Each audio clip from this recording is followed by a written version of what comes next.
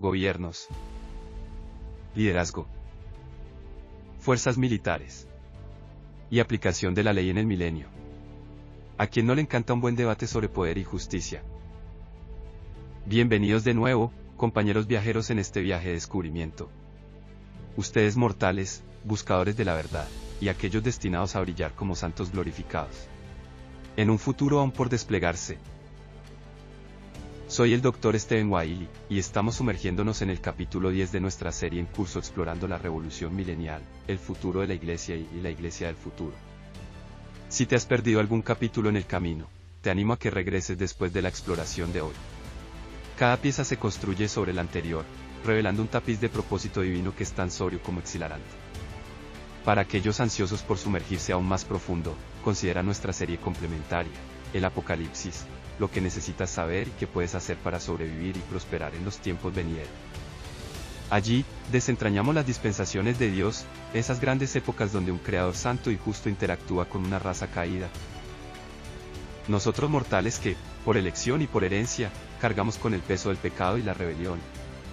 Pero hemos descubierto la única salida de nuestro destino predecible. ¿Qué significa que hayamos nacido en este estado fracturado y caído?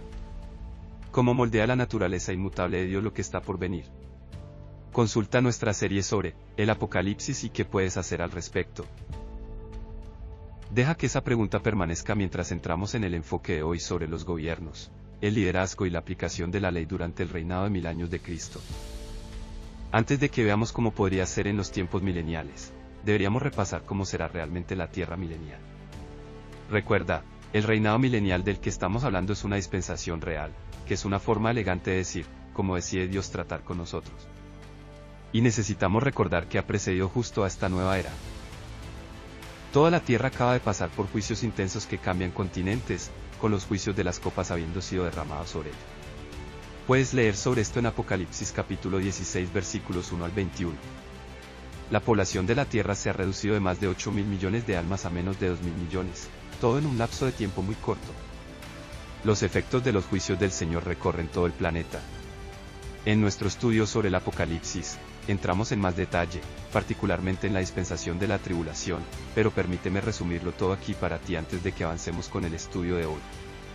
El libro del Apocalipsis describe 3 series principales de juicios divinos que se despliegan durante los tiempos finales: los 7 sellos, las 7 trompetas y las 7 copas. Estos juicios se intensifican progresivamente, trayendo la ira de Dios sobre un mundo rebelde para purificarlo y prepararlo para el regreso de Cristo. Los 7 sellos se encuentran en Apocalipsis capítulo 6 al capítulo 8 versículo 1. Los primeros 4 sellos desatan a los 4 jinetes, simbolizando conquista, guerra, hambruna y muerte, llevando a un caos y mortalidad generalizados. Una cuarta parte de la población de la tierra muere. El quinto sello revela a mártires clamando por justicia. El sexto sello desencadena disturbios cósmicos, terremotos, un sol oscurecido, una luna roja como sangre, y estrellas cayendo, causando terror entre la humanidad. El séptimo sello introduce silencio en el cielo, allanando el camino para las trompetas. Las 7 trompetas se encuentran en Apocalipsis capítulo 8 versículo 2 al capítulo 11 versículo 19. Estas escalan la devastación, granizo y fuego queman un tercero de la vegetación de la tierra. Una montaña ardiente envenena un tercero de los mares. Una estrella, llamada ajenjo, contamina un tercio del agua dulce. Un tercero del sol, la luna y las estrellas se oscurecen. Criaturas parecidas a langostas atormentan a la humanidad. Y un ejército mata a un tercio de la humanidad. La séptima trompeta anuncia el reinado de Cristo, sirviendo de puente a los juicios finales. Las 7 copas de juicio se encuentran en Apocalipsis capítulo 16. El derramamiento definitivo de la ira. Llagas afligen a aquellos con la marca de la bestia. Todos los mares se convierten en sangre, matando la vida marina. Ríos y manantiales se vuelven sangre. El sol abraza a las personas. La oscuridad engulle el reino de la bestia. El río Eufrates se seca, preparándose para Armagedón. Y un terremoto global con granizo remodela la superficie de la Tierra, derribando ciudades y montañas. Luego el resultado final, la batalla de Armagedón y más allá. Tras las copas, Apocalipsis capítulo 19 escribe el regreso de Jesucristo en Armagedón, donde él derrota al anticristo, al falso profeta y a sus ejércitos. Satanás es atado en el infierno por 1000 años, como se registra en Apocalipsis capítulo 20 versículos 1 al 3. El milenio sigue, un reinado de 1000 años de Cristo con sus santos, marcado por paz y justicia, Apocalipsis capítulo 20 versículos 4 al 6. Para cuando estos juicios concluyen y el milenio comienza, la tierra ha experimentado estas profundas transformaciones. Cuando Jesucristo regrese para iniciar el milenio, la naturaleza es restaurada, con descripciones como las encontradas en Isaías capítulo 35 versículos 1 al 7 sugiriendo desiertos floreciendo y aguas fluyendo de nuevo. En esencia, los juicios eliminan el mal y el caos, preparando el escenario para una tierra restaurada bajo el reinado de Cristo, un cambio dramático del mundo que conocemos, pero un preludio a una eternidad aún mayor. Y aquí es donde estamos en nuestros estudios, con la población de la Tierra reducida de más de 8.000 millones de personas a menos de 2.000 millones, y estos sobrevivientes mortales de los juicios entrando al milenio bajo el gobierno de Cristo, junto a los santos resucitados o glorificados. Ahora, entendiendo las condiciones y la mentalidad de los mortales, después de todo eso, si puedes, imagina esto. Un valiente mundo nuevo, una vez más experimentando transformación con nueva gestión, zumbando con complejidad humana. ¿Qué se sentiría vivir bajo un rey perfecto, rodeado de gobernantes que han probado la resurrección? Mientras los corazones mortales aún luchan con el libre albedrío. Exploremos juntos, con mentes abiertas y espíritus curiosos, que tiene reservado este milenio. Será un gobierno como ningún otro con Jesucristo al timón. Imagina un trono en Jerusalén, radiando autoridad que cubre la tierra. Isaías capítulo 9 versículos 6 y 7 pinta esta escena vívida, el gobierno estará sobre sus hombros. Del aumento de su gobierno y paz no habrá fin. Zacarías capítulo 14 versículo 9 resuena, el Señor será rey sobre toda la tierra. Esto no es un sueño distante, es una promesa perpetua. Jesucristo, el Rey Supremo, gobernará con una perfección que destroza cada defecto que hemos conocido en la gobernanza humana. Sin corrupción. Sin agendas ocultas. Solo justicia y paz. Contrasta eso con el mundo de hoy. ¿Con qué frecuencia suspiramos por líderes que tropiezan? ¿Por sistemas que fallan? ¿O por una justicia que se doblega bajo presión? Ahora, imagina esas cargas levantadas. ¿Qué significaría para ti presenciar un gobierno donde cada decisión se alinee con la bondad divina? El reinado de Cristo nos invita a reflexionar sobre una realidad donde el poder sirve, no oprime. Un pensamiento digno de conservar mientras avanzamos. Los santos glorificados, como gobernantes, jueces y sacerdotes. Aquí es donde la historia se profundiza. Los creyentes resucitados, esos santos glorificados, entran en roles de propósito extraordinario. Apocalipsis capítulo 5 versículo 10 declara, reinarán en la tierra. Mientras que Apocalipsis capítulo 20 versículo 6 añade, serán sacerdotes de Dios y de Cristo y reinarán con él por 1000 años. Incluso el Evangelio de Lucas capítulo 19 versículos 17 al 19 insinúa que los creyentes fieles gobernarán sobre ciudades. ¿Puedes imaginarlo? Naciones, regiones y pueblos guiados por aquellos que han caminado a través de la muerte hacia la vida eterna, ahora sirviendo bajo el estandarte de Cristo. ¿Qué podrían hacer? Isaías capítulo 2 versículo 3 sugiere que enseñarán las leyes de Cristo, mientras que el Salmo capítulo 72 versículos 2 al 4 promete que administrarán justicia con pronta equidad. Paz y prosperidad florecerán, no como ideales elevados, sino como realidades diarias. ¿Alguna vez has considerado cómo sería liderar con sabiduría impecable, libre de ego o error? Estos santos lo harán, y su gobierno remodelará el mundo. Pregúntate, ¿cómo desafía esta visión de liderazgo la forma en que vemos la autoridad hoy? Los líderes mortales, como reparto de apoyo. Sin embargo, el milenio no es solo para los glorificados. Los humanos mortales, aún vivos, aún eligiendo, poblarán esta tierra, necesitando estructura en sus vidas cotidianas. Líderes locales, como alcaldes o administradores, surgirán bajo la supervisión de los santos glorificados, asegurando que las leyes de Cristo se extiendan por cada comunidad. Isaías capítulo 60 versículo 12 advierte, la nación que no te sirva perecerá. Y Zacarías capítulo 14 versículo 16 manda que las naciones envíen representantes a adorar a Cristo en Jerusalén cada año para la fiesta de los tabernáculos. Esta mezcla de gobierno divino y humano despierta curiosidad. ¿Cómo equilibrarán los líderes mortales sus propias imperfecciones con los estándares perfectos sobre ellos? ¿Se sentirá su obediencia como libertad o restricción? Es una tensión dinámica, una que sugiere un mundo unificado pero diverso. Ordenado, pero vivo con historias individuales. ¿Qué piensas? ¿Podría tal sistema inspirar armonía? ¿O podría probar los límites de la voluntad humana? Justicia perfeccionada, Cristo y sus ejecutores. Ahora, pasemos a la justicia. Isaías capítulo 11 versículos 3 al 5 ofrece un vislumbre de Cristo como el juez supremo. Con justicia juzgará a los necesitados, con equidad dará decisiones por los pobres. Sin prejuicios, sin sobornos, solo verdad. Los santos glorificados se unen a él, y como pregunta 1 Corintios capítulo 6 versículo 2, ¿no saben que los santos juzgarán al mundo? Apocalipsis capítulo 2 versículos 26 y 27 promete que, gobernarán con vara de hierro, una frase que evoca fuerza templada por justicia. La aplicación de la ley cambia drásticamente aquí. Juicios rápidos y justos reemplazan juicios interminables. Zacarías capítulo 14 versículo 17 sugiere consecuencias inmediatas como, sin lluvia para los desobedientes. Pero ¿significa esto que las prisiones quedarán obsoletas? Protección divina, quizás incluso poder sobrenatural, asegura la paz. Pero si la justicia es instantánea y absoluta, ¿cómo podría eso cambiar la forma en que los mortales perciben el bien y el mal? ¿Disuadirá el pecado, o simplemente expondrá las inclinaciones más profundas del corazón?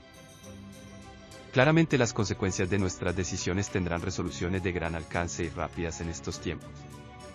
Pecado y rebelión, sombras en la luz. Incluso en este mundo casi perfecto, el pecado perdura. Isaías capítulo 65 versículo 20 señala, el pecador de 100 años será maldito. Esto significa que, nunca más habrá en ella un infante que viva solo unos días, o un anciano que no complete sus años. El que muera a los 100 será considerado un mero niño, el que no llegue a 100 será considerado maldito. Las personas vivirán cientos de años, pero, ¿significa eso que sus hijos y nietos seguirán sus pasos y servirán a Cristo? ¿Será su devoción y obediencia al Señor sentida de corazón? ¿O estará oculta detrás de una máscara de complacencia? Zacarías capítulo 14 versículos 16 al 19 advierte de castigo para pues que desafíen a Cristo. El libre albedrío perdura, y con él, el potencial de resistencia. Sin embargo, la rebelión será rara pero rápidamente abordada, hasta el final del milenio, cuando Apocalipsis capítulo 20 versículos 7 al 9 revela un levantamiento final. ¿Por qué alguien entraría en rebelión contra un reinado tan perfecto? Quizás el tiempo embota la gratitud. O la prosperidad engendra complacencia. Jeremías capítulo 17 versículo 9 nos recuerda, el corazón es engañoso sobre todas las cosas, una verdad que persiste incluso bajo el gobierno de Cristo. Que revela esta racha obstinada en la humanidad sobre nuestra naturaleza. ¿Y cómo podría la respuesta de Dios moldear nuestra comprensión de su paciencia? Un mundo unificado, pero con identidades distintas. Isaías capítulo 2 versículos 2 al 4 vislumbra un gobierno universal único, con la ley saliendo de Sión. ¿O intentará el liderazgo mortal subvertir secretamente lo que los santos glorificados han tratado de perpetuar? Las naciones conservarán sus sabores de identidades únicas. Isaías capítulo 19 versículos 23 al 25 ve a Egipto y Asiria adorando a Dios, sus culturas intactas pero ahora alineadas con Cristo. Sin corrupción. Sin guerra. Isaías capítulo 2 versículo 4 promete, espadas convertidas en arados. Pero, ¿podría hervir el malestar local? ¿Podrían estos arados ser reutilizados en armas de destrucción masiva mientras las futuras generaciones olvidan las lecciones de la gran tribulación? ¿Desecharán las futuras generaciones estas lecciones aprendidas como nada más que cuentos de viejas, y historias altas y exageraciones de los días de gloria, contadas por ancianos con memorias desvanecidas? ¿Y qué son exactamente los arados? Un arado es un implemento o herramienta agrícola que se usa para romper el suelo antes de la siembra. Considéralo como labranza. En el vernáculo de hoy, podríamos decir que ha habido una reestructuración de la industria desde un complejo militar industrial de guerra hacia industrias más de soporte a la vida como la agricultura, la construcción, la educación y la tecnología. Ninguna nación estará en guerra o conflicto con sus países vecinos. Pero, ¿qué podría causar la unificación de estas potencias regionales para intentar derrocar al rey y sus ejércitos angélicos? La rebelión Darfur sugiere que algo o alguien podría estar operando en las sombras. ¿Qué te fascina más? ¿Un mundo sin conflicto? ¿O que los gobernantes mortales caídos aún insistan en hacer las cosas a su manera? ¿Qué pasa con la vida económica, equidad sin avaricia? ¿Importará siquiera el dinero? Isaías capítulo 65 versículos 21 al 23 insinúa trabajo y propiedad. Casas construidas. Viñedos plantados. Miqueas capítulo 4 versículo 4 añade una calma pastoral. Todos se sentarán bajo su propia vid. El comercio podría prosperar, ya sea a través de moneda o trueque. Pero Proverbios capítulo 11 versículo 1 garantiza equidad. Balanzas deshonestas son una abominación para el Señor. La pobreza desaparece, la opresión se desvanece. Salmo capítulo 72 versículos 12 al 14 asegura el cuidado de Cristo por los necesitados. Me pregunto, si la avaricia se evapora, ¿qué motiva el trabajo? Un sentido de contribución, tal vez, o alegría en la creación. ¿Y si la lluvia, ya sea literal o simbólica, retuviera bendiciones de los rebeldes? Zacarías capítulo 14 versículos 16 al 19, ¿cómo podría eso moldear las elecciones económicas? Recuerda que, justicia retrasada es justicia denegada. Pero en esta era, la justicia será rápida y justa. Y la justicia no será denegada. Este milenio nos deslumbra con promesas cumplidas. El reinado perfecto de Cristo. Santos como administradores. Y justicia inmaculada. Sin embargo, la libertad mortal y la rebelión final nos recuerdan, la perfección no elimina la elección. ¿Qué te perturba más de estas revelaciones? ¿Reforman tu visión del poder, la justicia, o incluso tu propio rol en la historia de Dios? Aunque el Señor ha revelado sus planes y sus propósitos, aún no ha liberado todos los detalles sobre cómo los ejecutará. Pero, Él sí ejecutará sus planes. Recuerda que el Señor no está obligado a explicarse a nosotros. Solo pregúntale a cualquiera de los patriarcas. Sin embargo, aún se nos requiere tener fe en el que creó todas las cosas. Y Apocalipsis capítulo 4 versículo 11 nos recuerda que eres digno, oh Señor nuestro Dios, de recibir gloria y honor y poder. Porque tú creaste todas las cosas, y existen porque tú creaste lo que te agrada. Únete a mí la próxima vez mientras desentrañamos más de este futuro divino y miramos hacia la rebelión final y la transición hacia la eternidad. Todavía hay mucho más por revelar. Hasta entonces, que el Señor te bendiga ricamente, te proteja y te guíe mientras lo sigues con fervor. Aquí es donde todo comienza. Con tus próximos pasos. Si este mensaje te ha ministrado, hay algunas cosas que puedes hacer que realmente nos ayudaría, y no tomará mucho de tu tiempo. Por favor, danos un me gusta, esto obliga a los algoritmos a informar a otros sobre este video. Podrías publicar un comentario, aunque sea corto. Significa mucho para nosotros y leemos cada uno. Además, sé que es mucho pedir, pero ¿considerarías compartir este mensaje con tus amigos? Ellos también serán bendecidos por el mensaje. Suscribirte significa que no te perderás ninguna actualización o lanzamiento futuro. Si deseas ayudar a apoyar a nuestras iglesias y permitirnos llegar a otros, aquí están los detalles. Escanear un código QR no es difícil, pero cada teléfono es un poco diferente y solo tendrás que familiarizarte con el sistema de tu país.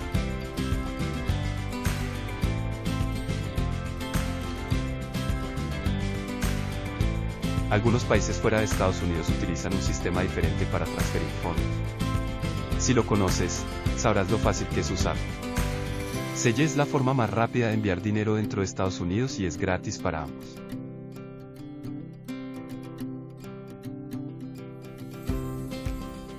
Gracias por tu apoyo. Estaremos orando por ti.